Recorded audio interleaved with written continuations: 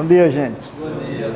Bom, ela me apresentou e estou apresentado aqui, Helder de França Costa. Sou engenheiro eletricista. Antigamente se chamava engenheiro elétrico, mas já faz muito tempo que se chama engenheiro eletricista. E a gente vai ver aqui, o foco em engenharia elétrica, que existem várias engenharias e dentro da própria engenharia elétrica já existem algumas, no mínimo 4 engenharias dentro da engenharia elétrica. E eu vou mostrar todas elas, certo? Então, a finalidade de vocês estarem aqui é colher subsídios, informações para refletirem, né, questionarem-se e dizer para si o que é que eu vou fazer na vida profissionalmente. Né? Existem dezenas, centenas de profissões, né, dentro de cada ramo, inclusive, como é o caso da engenharia. Inclusive, vocês sabem quantos tipos de engenharia existem? Poderia chutar aí sem problema aí. Quantas engenharias você acha que existem no mundo? E você? Chegaram bem perto. Existem 34 engenharias no mundo, né? E rapidamente eu posso dizer, daqui a pouco, quais são essas engenharias. Ou seja, se em engenharia você tem 34 possibilidades de seguir uma carreira profissional, imagina a medicina, quem tem outro tanto, né? E tantas outras áreas. Então, não é fácil estar na pele de vocês, ou na mente e na alma de vocês. Para fazer uma escolha profissional é algo que vai definir toda a sua vida para o resto da vida. Então, ou você faz uma boa escolha, ou fica fazendo experiência. Começa uma profissão, não gosta, faz outro vestibular, outra faculdade, não gosta. Então, até que acerte, fica complicado. Então, é melhor vocês terem esse tipo de informação logo agora. Eu louvo bastante a iniciativa do colégio, porque esse é o momento de começar a pensar. Você não pode decidir uma carreira num mês, nem mesmo num ano. Para vocês terem uma ideia, eu tinha certeza que a minha profissão ia ser medicina desde os 5 anos de idade, que é onde eu consigo me lembrar. Qualquer pessoa adulta que me perguntava o que é que você vai ser quando crescer, eu digo médico, nem titubeava, entendeu? Só que, veja como é a vida, né? Ela me forçou a seguir engenharia e hoje eu agradeço a Deus não ter sido médico, porque eu amo ser médico, mas a responsabilidade e o tipo de trabalho que eu ia ter não ia me dar a qualidade de vida que eu tenho hoje. Então, eu vou explicar essa história direitinho para vocês daqui a pouco. Tu passa, por favor. Então, vejam, só para vocês terem uma ideia do meu desenvolvimento profissional, quando eu estava na idade de vocês, exatamente na idade de vocês, para eu não perder 4 amigos que eram como irmãos, eu fui para uma escola, que era uma escola técnica de eletrônica e telecomunicações em Campina Grande, na Paraíba. Inclusive foi a melhor do Nordeste por muitos e muitos anos. E a primeira, nem em Recife tinha. Aí, para eu não perder esses amigos, eu digo, eu vou fazer essa escola, porque lá tinha o curso normal em paralelo. Então eu fazia os dois. E quando terminasse, eu ia fazer a faculdade de medicina. Mas esse curso foi tão bom, mas tão bom, que quando eu estava no 3º ano, no último ano dele, né, curso médio, nível médio, eu recebi 3 propostas para trabalhar no exterior, por causa das minhas notas, que eram uma das 3 melhores de todo o colégio. E eu disse para mim, não, eu não vou trabalhar agora, eu quero fazer um curso superior primeiro. Mas você veja, o curso era tão bom que já me propiciou na época 3 opções de trabalho no exterior, sem contar do Brasil. E aí quando terminou esse curso, certo? Eu disse para mim mesmo, eu não posso jogar isso no lixo, eu não posso simplesmente descartar todo esse conhecimento que eu adquiri e ir fazer medicina. Aí resolvi fazer engenharia. E a prova que deu certo é que facilitou muito meu conhecimento técnico em eletrônica e telecomunicações para fazer engenharia. O ano todinho, os 5 anos que eu fiz de engenharia, tinha em torno de 50 provas, todo o curso. Para vocês terem ideia, dessas 50 provas, 25 da área técnica eu tirei 10. Então, eu fui considerado um dos 3 melhores alunos da universidade. Por quê? Porque o curso facilitou. Então, tem muita matemática, mas muita mesmo. Só que qualquer matéria na vida, para mim, não tem dificuldade. Então, eu usei muitíssimo matemática na universidade, de ficar doido, integral, rotacional, diferencial, matemáticas altamente complexas. No entanto, faz 30 anos que eu sou engenheiro faz 30 anos que eu trabalho como engenheiro, faz 33 que eu sou engenheiro. E, no entanto, as únicas contas que eu fiz nesses anos todinho, por incrível que pareça, foi somar, subtrair, multiplicar, dividir raiz quadrada. Veja, eu passei 5 anos doido de fazer integrais violentíssimas, derivados, etc., e não usei. Entendeu? Então, eu faço tudo que um engenheiro pode fazer: planejamento, né? Projetos, especificações técnicas, compra de equipamentos, acompanhamento do contrato, que isso é a parte comercial, mas eu acompanho, teste em fábrica, teste de protótipo, inclusive já fiz 15 viagens ao exterior para testar protótipo pela empresa, acompanhar a montagem dos equipamentos em campo, nas subestações, os testes dos equipamentos, reuniões fabricantes, participação em seminários técnicos. Eu já participei de 4 seminários internacionais aqui no Brasil. Ou seja, eu faço tudo que o engenheiro faz, inclusive na área de pesquisa. Passei 2 anos fazendo pesquisa com a USP de São Paulo. E tudo que é possível fazer, um engenheiro pode fazer, eu fiz. Então, depois que eu fui aluno, né, me formei, aí eu passei um período como professor da própria escola, né? Me formei em 1983 na Universidade Federal da Paraíba, e foi quando comecei a trabalhar profissionalmente através da Temag Engenharia aqui em Recife, e depois fui contratado pela CHESS, Companhia Hidroelétrica do São Francisco, que eu digo para os amigos que com ela estarás sempre feliz. Então, veja, já participei, como eu disse, de vários seminários: Seminário Nacional de Proteção e Transmissão de Energia Elétrica, Seminário de Transmissão e Proteção e Controle. E, por incrível que pareça, minha vocação é medicina, 100%, sou engenheiro, mas já fiz trabalhos de psicologia na área de crescimento do ser humano, tá? Ao ponto de 3 universidades me convidaram para fazer mestrado, doutorado em psicologia sem eu ser psicólogo. Ou seja, o engenheiro não tem que ver só conta, só cálculo, só número. Não, você tem que diversificar a sua área de atuação na vida. E eu trabalhei muitos anos dando palestras, cursos, seminários em universidades, escolas, empresas, né? Então, gente, ser engenheiro é uma das milhares de opções que vocês vão ter na vida. E o meu foco hoje é mostrar a vocês o que é trabalhar com engenharia, tá? Se vocês vão ser médico, psicólogo, economista, advogado, isso é com vocês. Mas o importante é esse tipo de trabalho que a escola está promovendo, de mostrar: olha, se você for médico, você vai fazer isso na vida e vai ter as consequências tais. Se você vai ser engenheiro, você vai trabalhar com tais áreas, sua dificuldade vai ser tal, e o seu sucesso vai depender disso, disso, disso. Então, isso é o papel que eu vim fazer hoje aqui: mostrar o que é engenharia, o que é ser engenheiro, ou engenheira. Certo? Passa aí. Então, veja, a palavra engenheiro, ela vem de uma palavra portuguesa, engenho. E engenho, por sua vez, vem do latim ingenium, que significa gênio. Ou seja, nós engenheiros somos gênios. Né? Brincadeirinha. Mas, por outro lado, tem um fundo de verdade.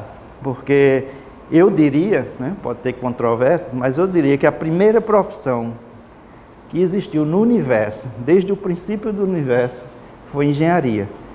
Porque Deus, quando criou todo o universo, Ele usou todas as engenharias para criar o universo.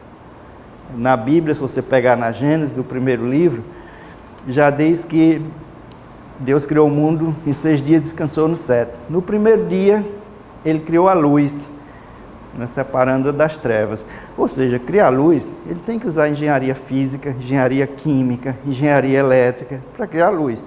No segundo dia, ele criou a abóbada celeste. O que é a abóbada celeste? Todo o universo com seus corpos celestes, estrelas, planetas, etc. Isso é engenharia espacial, é engenharia que usa todas as leis existentes, eletromagnetismo, física, química, física quântica. Então, ou seja, para mim, Deus foi o primeiro engenheiro e a primeira profissão do mundo. Certo? Bom, mas aí é só para vocês questionarem. Então, antes de falar realmente no engenharia eletricista, eu disse a vocês que tem, deixa eu pegar aqui um papel, tem 34 profissões, que para não esquecer, eu escrevi aqui no papel, senão eu não vou lembrar de 34, vou lembrar de 24. Veja, existe a engenharia aeronáutica, que vocês intuitivamente já sabem, que trata com planejamento, projeto, montagem, manutenção de aeronaves espaciais, aviões, etc. Que é uma área muito interessante de trabalho. Existe a engenharia ambiental, que usa os recursos conhecidos para ter um melhor aproveitamento dos recursos naturais e fazer um tipo de desenvolvimento que não abale, não destrua o meio ambiente. Existe a engenharia cartográfica, que é estudar geograficamente as áreas e definir e fazer mapas, né? Mas é uma engenharia. Engenharia da computação, que cria computadores, né? iPhone, etc, etc. Então, tudo que for de computação, faz na engenharia de computação. Engenharia de alimentos, que estudam os recursos naturais em forma de semente, desenvolve, faz novos tipos de produtos alimentares. Então, tudo que for de alimento, produção, melhor produção, engenharia de alimentos. Engenharia de controle e automação. Essa engenharia de controle e automação é a engenharia elétrica, é um dos ramos da engenharia elétrica, que você vai construir aparelhos, instrumentos, sistemas de processos para melhorar a produção industrial e controlar toda a produção industrial. Então, engenharia de controle e automação. Tem uma que eu nem sabia, que é tal da engenharia de horticultura, que é você trabalhar as plantas para uma melhor forma de desenvolvimento das próprias plantas, inclusive plantas medicinais, e fazer horticulturas mais aproveitáveis, né? Engenharia de minas, que aproveita todos os minerais que podem ser transformados em metais e você fazer ligas metálicas, etc. Isso é a engenharia de minas. Engenharia de petróleo e gás, que é uma engenharia que você pega os recursos naturais, como gás e petróleo, né? Isso aí não precisa nem eu falar, que vocês já sabem, as refinarias de petróleo e gás. Então, engenharia de petróleo e gás. Engenharia de segurança do trabalho, que é para você desenvolver todos os processos que protegem o trabalhador nas suas áreas de atuação. E a engenharia elétrica, que é que eu vou falar hoje, né, que trabalha toda a parte de gerar energia, várias formas de energia, transmitir essa energia para algum lugar e distribuir até chegar aqui em forma de luz, energia elétrica. Engenharia florestal, né, trabalhar com o planejamento e o cuidado das florestas para que elas se sustentem. Engenharia industrial, né, que melhora os processos dentro de uma indústria. Engenharia mecatrônica, aí também é dentro da área de engenharia elétrica, que desenvolve equipamentos, inclusive os robôs, para trabalhar nas indústrias de forma automatizada. Engenharia naval, constrói navios, né? Então tem toda a parte de montagem, toda a complexidade de um navio, engenharia naval. E engenharia, por incrível que pareça, engenharia sanitária, né? Que você vai fazer todo um processo de cuidar, de formar toda a cadeia, né? Desde a parte de jogar para fora o lixo, né? Lixo, inclusive lixo humano, até o seu ponto de recuperação, engenharia sanitária. Engenharia em tecnologia têxtil e indumentária. Pegar o algodão, transformar em fio, o fio em tecido, tecido em roupa. Todo o processo da engenharia têxtil. Engenharia acústica, melhorar os ambientes através de sistemas que possam propagar o som de forma melhor, equipamentos de som, etc. Engenharia agrícola, né? Todo o processo agroindustrial que vocês conhecem, está dentro da engenharia agrícola. Engenharia biomédica é você fazer equipamentos para tratar das pessoas, fazer exames, fazer tratamentos, como é o caso, por exemplo, radioterapia. O equipamento que faz a radioterapia é um equipamento que usa eletrônica, tomografia, né? Então, dezenas de tipos de equipamentos que só a engenharia elétrica voltada para a medicina consegue. Então, isso é engenharia biomédica, que eu acho muito bonito. A engenharia civil, vocês conhecem, constrói prédios, pontes, estradas, tudo que for construção, engenharia civil. Tem mais. Tem até uma tal de engenharia de aquicultura, que é trabalhar com cativeiros de peixes e a fauna marinha, como é o caso de você ter piscinas de camarões, cuidando, né? Então isso chama aquicultura, engenharia de aquicultura. Engenharia de energia, que pesquisa e desenvolve novas formas de energia. Engenharia de materiais, que você melhora os materiais existentes e procura novos materiais na natureza. Engenharia de pesca, toda a parte, desde a própria pesca em si, como a parte de produção industrial, colocar em caixa, vender, todo esse processo, engenharia de pesca. Engenharia de produção é você pegar um sistema de uma indústria e melhorar aquele sistema da produção dentro de uma fábrica, dentro de uma indústria. Engenharia de telecomunicações, que faz parte da engenharia elétrica também. Então, tudo que você conhece, desde a parte de satélite, a parte de telefonia, os celulares, telefonia fixa, transmissão de imagem, tudo isso está dentro de telecomunicações, que eu sou especialista nessa área. Engenharia física. A física é uma ciência, a física é uma profissão. O que é que se é? Eu sou físico, mas existe a engenharia física que utiliza os conhecimentos da física para desenvolver materiais e mesmo equipamentos utilizando os conceitos físicos. Engenharia hídrica, que é a parte de estudo de todos os recursos, rios e mares, para produzir energia. Engenharia mecânica, né, que desenvolve máquinas para produzir trabalho, né? Então, motor de um carro é mecânica, né? Uma máquina de lavar, isso é mecânico, né? Inclusive, ao final da apresentação, eu vou mostrar um vídeo bem interessante, como seria o mundo se não existisse engenheiro elétrico, só engenheiro mecânico, vocês vão rir que só. Engenharia metalúrgica, que existe, vocês conhecem as siderúrgicas, né? Então, faz todo o processo de transformação de um material, de uma substância, noutra. Engenharia química, né? Que estuda toda a parte atômica molecular para ter um resultado de um produto químico. E engenharia têxtil, que é produção de tecidos.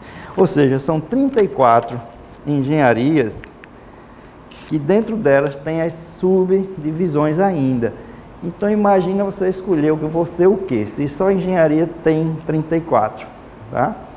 Mas tudo bem. Então o engenheiro eletricista, né, que sou eu, ele trabalha principalmente nessa área aqui de geração, transmissão e distribuição de energia. Porque essa energia que vocês estão vendo aqui, ela vem através da CELP, que é uma concessionária de energia. Só que a CELP, ela compra a energia da Chesf, onde eu trabalho. Então a Chesf, ela tem as suas usinas de geração de energia, que eu vou mostrar aí, e essa energia gerada, ela tem que ser transmitida. Então, por exemplo, essa energia que vocês estão vendo aí, ela está vindo de Paulo Afonso. Como é que ela vem? Pelo ar? Não. Ela vem através de linhas de alta tensão até chegar aqui em Recife, por exemplo. Então, esse meio de transmissão, né, as linhas de alta tensão, é por onde a energia é escoada. E essa energia chega aqui nas subestações da CHESF e ela vai ser repassada para a CELP. Aí a CELP compra barato e vende muito caro e a gente paga caro, né? Mas praticamente são essas três áreas as mais importantes da engenharia elétrica: geração, transmissão e distribuição. Bom, o que é que um engenheiro pode fazer? Ele, primeiro de tudo, ele tem que projetar qualquer sistema elétrico, construir sistemas de automação e controle, que são aquelas máquinas e os processos dentro de uma indústria, para que todo o processo ocorra da melhor forma possível, em linhas de produção industrial. Desenvolver componentes eletrônicos, chips. Um aparelho desse aqui, ele só funciona porque tem chips altamente complexos desenvolvidos por engenheiros eletrônicos, né? Operar e dar manutenção em equipamentos de hospitais clínicos, isso é biomédica, né? Um tomógrafo é um equipamento eletrônico voltado para a medicina. Então, tanto ele desenvolve como ele dá manutenção, né? E projetar e construir usinas hidrelétricas, termoelétricas, nucleares e parques eólicos e solares, tá? Eu vou mostrar tudo isso aí bem direitinho. Então, veja, o sistema de geração e transmissão, para vocês se localizarem, vocês estão aqui numa escola, certo? Esse é o ponto final. Só que a energia, o processo começa na geração. Eu vou mostrar várias formas de gerar energia. A mais conhecida é a geração através de energia de usinas hidrelétricas ou hidroelétricas, que vem da água, vem dos rios. Então essa energia é gerada, que eu vou mostrar daqui a pouco, certo? Ela é gerada, mas não numa forma, um nível de tensão muito alto. Por exemplo, pode ser 3.800 volts ou 34.000 volts que é gerado. Essa energia gerada é jogada num transformador. Esse transformador vai pegar essa energia de 34.000 volts, por exemplo, e vai transformá-la em 230.000 volts ou 500.000 volts, que é a energia que dá um choque que vira pó até algo. Então, essa energia, ela é transmitida através das linhas de alta tensão até uma subestação. Por exemplo, sai de Paulo Afonso, vem pela linha de transmissão, 600 quilômetros, chega aqui em Recife na subestação, e essa subestação ela vai ou transmitir essa energia para outra subestação da CHESF, ou, como é o caso, vem para a CELP, uma subestação da CELP. Então, essa energia daqui, que chega a 230.000 volts ou 500.000 volts, ela é jogada para a CELP em 69.000 volts, já é uma tensão bem menor. E a CELP, ela vai distribuir, por isso que o nome é distribuidora, concessionária de distribuição estadual, ou ela transmite essa energia para indústrias ou grandes polos comerciais, que precisam de muita energia. Ou transmite essa energia, melhor dizendo, distribui essa energia para os consumidores residenciais até chegar aqui a vocês, certo? Então, esse é o processo da geração e utilização da energia elétrica. Tem três fases: geração, transmissão e distribuição. Até esse ponto aqui, são as concessionárias estatais de energia elétrica que gera e transmite. Então, a CHESF jamais vai distribuir energia. Isso é atuação das concessionárias estaduais, como é o caso da CELP, certo? Então, veja, a primeira forma que eu vou mostrar, que é a usina hidrelétrica ou hidroelétrica, né? Hidro vem de água, ela utiliza a água como meio propulsor para a geração de energia, certo? Como o Brasil é um país continental, riquíssimo em muitos rios, então essa fonte de energia hoje, para vocês terem uma ideia, já foi 100% a energia gerada no Brasil. Hoje ela está em torno de 70%, números aproximados, porque tem outras formas de energia, mas ainda é a forma de energia que é gerada mais através de usinas hidrelétricas. Como é que funciona uma usina hidrelétrica? Passa aí, Rafael. Ó, aquela imagem que vocês viram lá, a água saindo, a água está saindo aqui por cima, que é o vertedouro. Então, quando está muito cheio, né, a parte da comporta do rio, do reservatório, isso aqui, ó, quando está muito cheio, a água escoa pelo vertedouro. Então, não é aquilo que gera energia. O que gera energia é a água que vem aqui por baixo, que é onde o rio vai continuar, né? O rio está preso, por isso o nome é represa. Ele repreende o rio. Então o rio passa por aqui, é obrigado a passar por aqui e ir embora. Só que nessa passagem aqui, ele vai encontrar isso aqui, que é uma turbina, né? Na hora que a água passa por aqui por dentro, que ela move essa turbina, ela vai se movimentar, aqui no centro tem uma parte fixa, que é um ímã, digamos assim. Então na hora que a turbina gira, ela está girando uma série de fios enrolados, digamos assim, em cima do ímã. E esse movimento de fio perto de ímã gera energia. Aí só quando vocês fizerem curso específico você vai entender por quê. Mas na hora que você tem um ímã que passa num fio em forma circular, é gerado corrente dentro desse fio.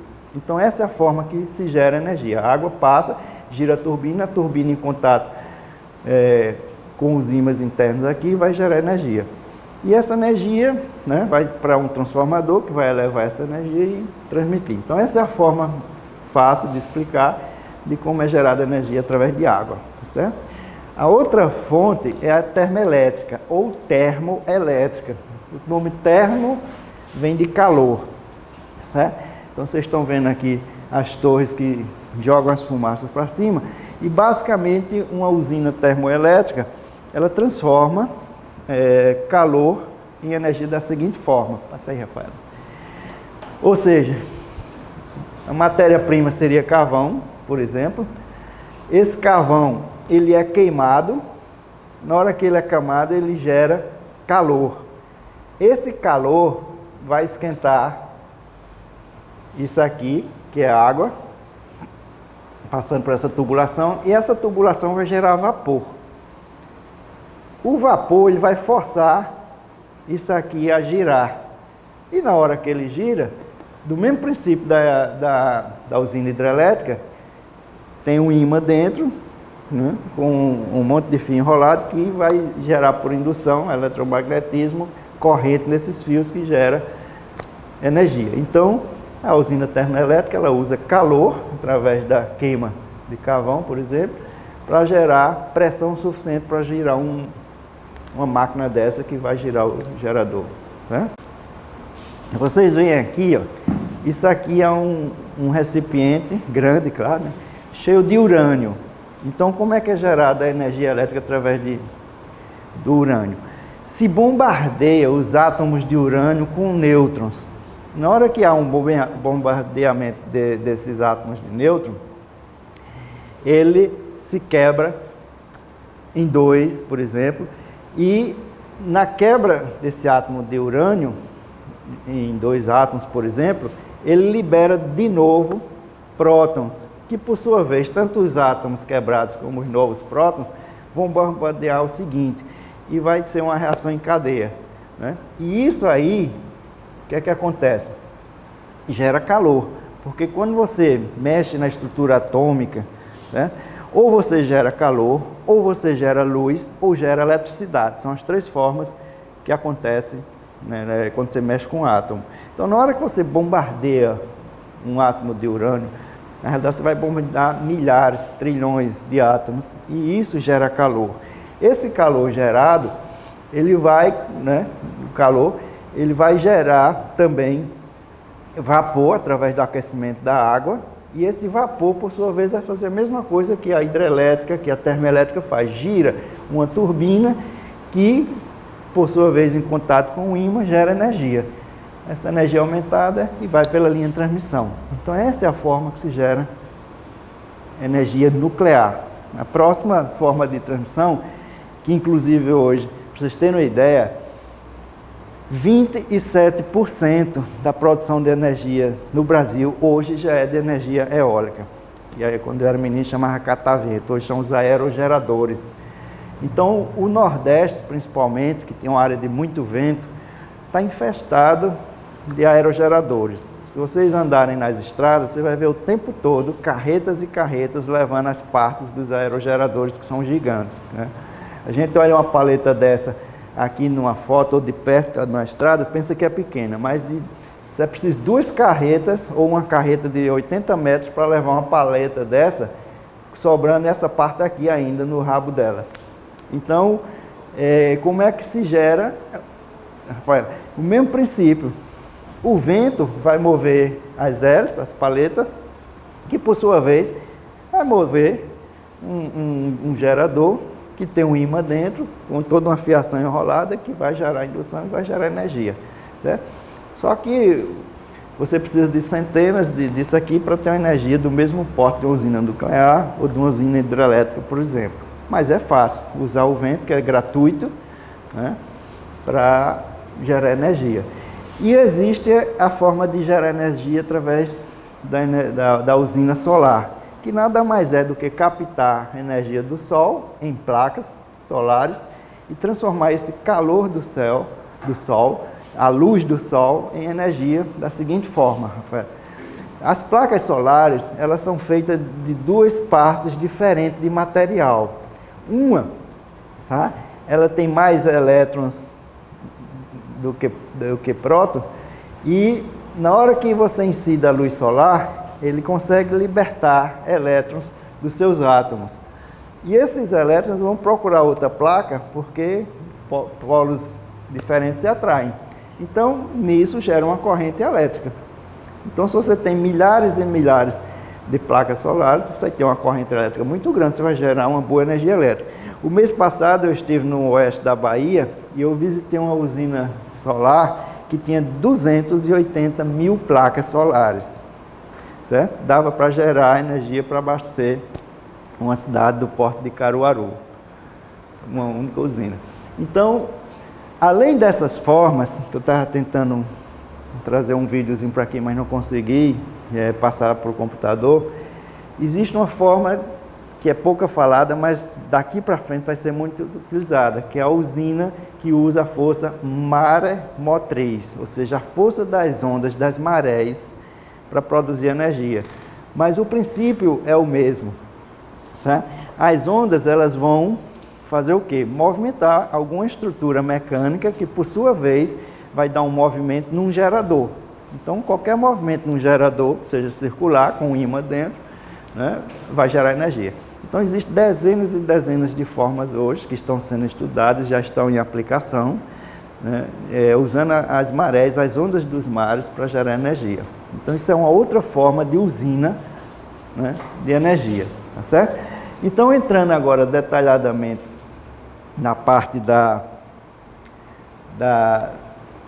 engenharia, certo? Eu falei 34 engenharias. Dessas 34, uma, que é a engenharia elétrica, tem essas principais áreas de atuação. Tem quanto tempo, Rafael? Não, automação, certo? Que é a parte que você desenvolve produtos, equipamentos e processos dentro de uma indústria para melhorar a produção industrial. A parte de eletrônica, desenvolver circuitos eletrônicos para aquisição de dados, né? Medidores de temperatura, de pressão, né? Etc. A própria eletrônica de potência, que eu acabei de falar das usinas, né? De geração, transmissão e distribuição. A engenharia biométrica, que projeta equipamentos como os tomógrafos, etc. Programação e hardware, desenvolver computadores e sistemas computacionais. Instrumentação, instrumentos eletrônicos de todo tipo. A microeletrônica, que é desenvolver chips para todos os tipos de possibilidades. E as telecomunicações em si, que é para transmitir voz, dados e imagem por todo o mundo, tá certo? Então essas seria o quê? Uma subestação, que você recebe a energia de uma usina geradora e daqui você transmite através das linhas de alta tensão para uma distribuidora. A área de chips, microeletrônica, telecomunicações, biomédica, né? E computadores e celulares, né? Então, onde você pode estudar hoje? É de Recife, Então, aqui em Pernambuco, certo? Você teria essas principais localidades para estudar engenharia elétrica. A Universidade Federal de Pernambuco, que se estuda pela manhã e pela tarde. A Universidade de Pernambuco, ou a Politécnica, manhã ou noite. A Faculdade de Boa Viagem, manhã ou noite. A Maurício de Nassau, o dia todo ou à noite. E a Estácio de Sá, manhã, tarde e noite. Quanto é que dura um curso de engenharia elétrica? Se você for um bom aluno, seguir o ritmo normal, tá? Em média de 5 anos. Não pode passar de 10 anos, senão é jubilado, não conclui mais nunca o curso. Mas a média de formatura é 5 anos, foi o tempo que eu levei. E você tem um ciclo básico e um profissional. Tá certo? Dentro desse profissional, certo? Você tem várias disciplinas. Só para vocês terem ideia do que vão encarar, circuitos elétricos, engenharia de software, sistema de controle, eletromagnetismo, circuitos digitais, eletrônica digital, instrumentos elétricos, conversão de energia, linguagem lógica, princípios de telecomunicações, automação, processamento digital de imagem, transmissão de dados, arquitetura de computadores, inteligência artificial, robótica, eletrônica de potência, projeto de máquina, subestações e sistemas de energia. E são algumas das matérias técnicas do engenheiro elétrico, tá certo? Bem, onde é que você pode trabalhar como engenheiro? Nas concessionárias de energia, que é onde eu trabalho. Eu trabalho na Chess, que é uma empresa que gera e transmite energia. Você pode trabalhar também nas distribuidoras, como é o caso da CELP, né? Empresas de telecomunicações, como é o caso da Embratel, da Oi, da Vivo, da Claro, da TIM. Né? Fábrica de celulares, iPhone, Samsung, Motorola, etc. Indústria de equipamentos aos milhares. Empresas prestadoras de serviço, órgãos regulamentadores como a ANEEL, Agência Nacional de Energia Elétrica, Operador Nacional de Sistemas, Eletrobras. Então, são os reguladores da parte de engenharia elétrica. Nas universidades, se você quiser ser professor ou pesquisador, e na pesquisa propriamente dita, né?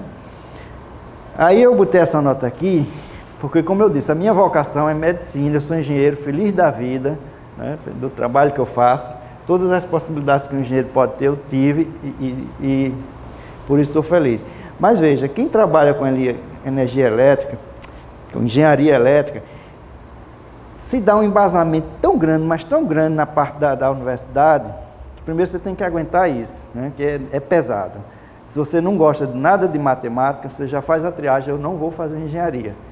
Porque você vai passar o tempo todo vendo matemática altamente complexa. Mas isso abre muito sua mente, mas abre tanto que eu diria com toda segurança de conhecimento de causa que um engenheiro, ele pode ser qualquer profissional no mundo.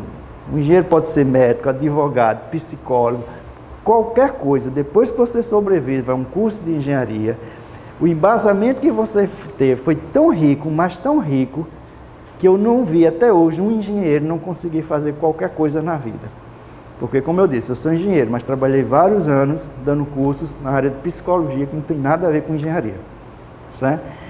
E, então, mesmo que vocês um dia queiram mudar de profissão, fiquem tranquilos, porque o engenheiro, ele pode trabalhar em qualquer área que queira. Ele está tão preparado que qualquer coisa é menos do que a dor de cabeça que ele teve com as matemáticas. E por incrível que pareça, nesses anos todinho de engenheiro, eu só fiz conta de somar, subtrair, multiplicar, dividir em raiz quadrada. Então não usei nenhuma integral da vida para a necessidade do meu dia a dia. Certo? Aí vamos ver, agora para finalizar, o salário de um engenheiro, ele vai depender de uma série de coisas, do quanto você trabalha, de onde você trabalha, né? Mas a média de 6 horas de trabalho, por lei, é obrigado a pagarem 6 salários mínimos. Normalmente a gente trabalha 8 horas, então 8 horas, um engenheiro ele é obrigado, na hora que você é contratado, a empresa tem que lhe pagar no mínimo 8 salários mínimos e meio. Não pode ter um salário menor do que esse, de início, tá certo? Se ela quiser pagar 20 salários, não tem problema. Agora, menos do que 8,5 salários mínimos, nenhuma empresa pode pagar um engenheiro. Isso é lei. Né? Eu fiz aqui um levantamento, para vocês terem ideia, dos tipos de empresa pequena, média e uma grande, como é a Chess, tá certo? Você sendo trainee, que é aquele período que você é contratado e tem 3 meses ou mais para ver o seu desenvolvimento. O engenheiro no início, engenheiro pleno, sênior, engenheiro em fim de carreira, como sou eu agora, né? Mas eu ainda vou trabalhar mais alguns anos. Então veja, você pode começar com 8 salários mínimos e meio, no mínimo, e chegar a um valor desse já com muitos anos de carreira. Tá certo? Isso foi um engenheiro comum. Se você for gerente, tá certo? Você pegar uma gerência de uma divisão, um departamento, claro que vai aumentar, você vai ter a gratificação da função. Então, pra você ter uma ideia, você pode chegar a um valor desse ou mais, claro, depende da empresa, isso é um valor de referência, tá certo? Se vocês me perguntarem, façam uma pergunta, quanto é que você ganha? Pronto. Por aqui, era para eu estar... Não, aqui é gerência, né? Volta. Eu sou engenheiro, não sou gerente. Era para eu estar no final, né? Então, meu salário hoje, eu tenho 2 salários. Se eu for para uma subestação, eu ganho mais. Se eu não for, eu ganho 21 mil reais. Se eu for para uma subestação, eu ganho mais 6, 27. Então, meu salário com 30 anos de trabalho de engenharia é 27 mil. Certo? Se eu fosse gerente, aí é melhor ainda. Tá certo? E diretores,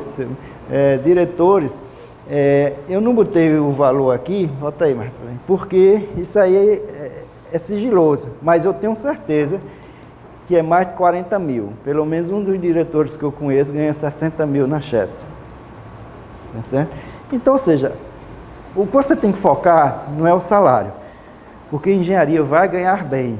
Você tem que focar se realmente você tem essa vocação, digamos assim, essa vontade de trabalhar, tá certo? Com o risco de trabalhar com matemática, depende da área que você vai escolher, só que a engenharia nem sempre usa toda a matemática. O que eu estudei de matemática complexa, que me deixou noite sem dormir, nunca usei. Então, é relativo. Se você for professor da universidade, você vai precisar de usar essa engenharia matemática. Certo? Mas se não for, não tem que ter medo da matemática. Agora tem que gostar. Não vá fazer engenharia, seja ela qual for o tipo, se não gostar de matemática. Porque precisa, pelo menos para aprender. Depois que você aprende, você não precisa nem usar, como eu fiz. Mas precisa entender. Então, gente, faltou uma frasinha aqui que eu não botei, mas eu vou dizer. Antes de ser um bom profissional, seja qual a profissão que vocês escolherem, sejam excelentes seres humanos. Senão, vai ser um péssimo profissional. Como é que o transformador pega a energia de baixa, energia baixa do transformador? É o seguinte, o princípio de um transformador, ele tem duas partes totalmente isoladas uma da outra. Se você imaginar que de um lado é um monte de fio enrolado, e do outro lado outro monte de fio enrolado, tá certo? Eles estão próximos, mas não estão juntos. Então, como a energia elétrica, que é lançada num dos lados do transformador, ela é uma energia que a gente chama energia alternada. Essa aqui que você tem, ela é alternada. Ela tem polos positivo, negativo e fica o tempo todo alternando. Essa alternância, quando ela passa pelos fios enrolados, pelo princípio do eletromagnetismo de indução, ela induz energia no outro lado que está longe, sem contato. Então, por indução, aparece a mesma energia do outro lado. Só que essa energia ela vai depender da quantidade de espiras enroladas. Se você tem mais espira do outro lado do que está recebendo energia, o outro lado sai mais energia. Se você tem, vamos supor, 230 mil volts de um lado chegando na CELP, aí o transformador do outro lado tem menos espira, sai 69 mil. Então ele pode aumentar ou diminuir a quantidade de energia dependendo da quantidade de espiras enroladas. Isso é um transformador. Então, curiosidade. Aqui fala que na engenharia elétrica tem cálculo de números complexos. Isso é muito difícil. Como é? Tem o quê? Cálculo de números complexos. Carros? Não, Cálculo. Tem. Se você for partir para a área de cálculo, realmente é altamente complexo. Para você entender, essa pergunta que você fez, o que é um transformador, a resposta matemática para ela é uma integral gigantesca que você passa um mês para entender, tá certo? Então, é complexo, porque você trabalha com matemática que você nunca imaginou na vida. rotacional, diferencial, né? Derivadas, integrais. Então são fórmulas que dá medo quando você vê assim a primeira vez, né? Então não é fácil trabalhar com matemática na engenharia. Tá? Por isso que eu digo, você tem que gostar de matemática, porque se não gostar, nem entender vai, quanto mais conseguir trabalhar. Então, mas você, na área prática da vida, nas indústrias, nas empresas, né, de energia, você não precisa dessa violência matemática, digamos assim. Você só precisa saber somar, subtrair, multiplicar e dividir. Pronto, sabendo disso, você vai entrar na universidade fazer engenharia, aí você vai aprender tudo, mas tudo de matemática novo que você nunca imaginou. Então não precisa ter um embasamento forte para uma matemática de universidade. Você precisa ter um embasamento forte da matemática que você está estudando até agora, entendeu? Então, todas as equações matemáticas, esses conhecimentos, você precisa ter para entender a outra matemática, que é um mundo totalmente novo. Não adianta eu explicar, porque você jamais iria entender o que é uma integral, um rotacional. O conceito é abstrato, é uma loucura, mas o embasamento é a matemática que vocês têm hoje. Se vocês forem bons na matemática de hoje, vocês aprenderão com certeza a matemática de uma universidade. Certo? Mais perguntas? A turma o mais corajoso foi ele. Vocês combinaram, fizeram as perguntas agora, quem vai dizer é você. Vou pegar aqui, o colégio tem biblioteca, mas eu vou fazer o seguinte, eu sou engenheiro, minha vocação é medicina, sou psicólogo e já estou no meu terceiro livro, esse é o primeiro, O Azul da Alma. Então, engenheiro não faz só matemática, também fala sobre sentimentos, vida. Eu vou deixar para a escola e aí vocês pedem emprestado e vão lendo. Aqui eu falo de todas as facetas humanas. Alegrias, dores, tristeza, paixão, amores, desamores, família, tá certo? Então, está tudo aqui em forma de 43 textos e pensamentos. Para cada texto, um pensamento. Pode ler de trás para frente, principalmente vocês que têm namorada, tem umas coisas aí, as meninas também para os meninos, fala as coisas maravilhosas do amor aqui. Então, eu vou deixar para o colégio, certo? Eu vou fazer a dedicatória daqui a pouco. E obrigado pela atenção e espero que tenha contribuído de alguma forma para ajudar a vocês na sua escolha. Bem, gente, espero que tenham gostado e aproveitado as informações dadas. E qualquer dúvida ou esclarecimento ou informações adicionais, vocês podem entrar em contato comigo direto ou através do meu telefone, que é o 91 14 7429, daqui de Recife, ou através do e-mail da empresa que eu trabalho, hfcosta@chesf.gov.br. Sucesso e sorte!